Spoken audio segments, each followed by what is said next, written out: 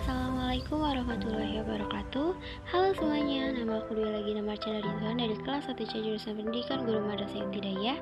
Di video kali ini, aku akan menjelaskan salah satu materi konsep dasar IPS yaitu individu, kelompok, dan masyarakat. Sebelumnya, apa sih individu itu?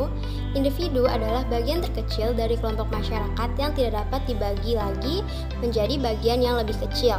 Kata individu ini berasal dari bahasa Yunani, yaitu individuum, yang artinya tidak terbagi, di mana dalam ilmu sosiologi individu ini diartikan sebagai sebuah organisasi atau seseorang yang bebas atau tidak terikat dengan organisasi yang lain, baik dalam hal tindakan, pikiran, maupun tingkah laku. Nah, ada 3 aspek penting dalam individu. Yang pertama itu ada aspek sosial, aspek fisik, dan aspek psikologis. Plato membagi jiwa manusia menjadi 3 aspek yang disebut trikotomi. Yang pertama itu ada pikir atau kognisi yang berlokasi di kepala. Yang kedua ada kehendak yang berlokasi di dada. Dan yang ketiga ada keinginan yang berlokasi di perut. Contohnya, bila seseorang berkeinginan terhadap sesuatu ini, hal itu bukanlah hasil dari keinginannya saja, tetapi juga melibatkan hasil dari pemikirannya.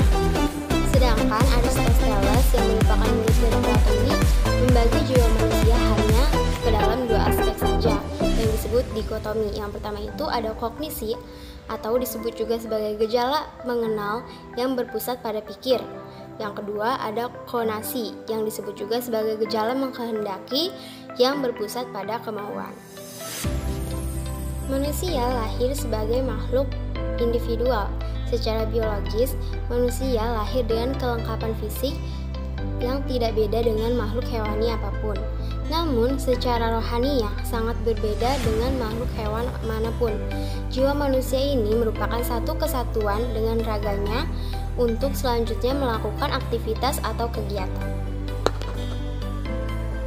Manusia sering juga dikatakan sebagai makhluk sosial. Nah, arti dari makhluk sosial itu sendiri adalah bahwa manusia ini membutuhkan makhluk lain agar dapat survive. Ketidaksempurnaan manusia dalam bidang tertentu atau dengan kata lain, bahwa manusia ini memiliki kekurangan di samping memiliki kelebihan. Nah, ini mendorong manusia untuk menjalin kerjasama dengan yang saling membutuhkan dengan pihak lain. Nah, materi selanjutnya ini ada kelompok. Apa sih kelompok itu? Kelompok adalah individu yang bersama dalam satu ikatan.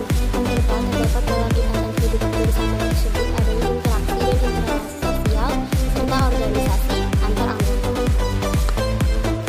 Pada tahun 1995 mengklasifikasikan kelompok ke dalam 4 jenis. Yang pertama ada kelompok primer dan sekunder. Kedua ada kelompok sosial dan psikologikal.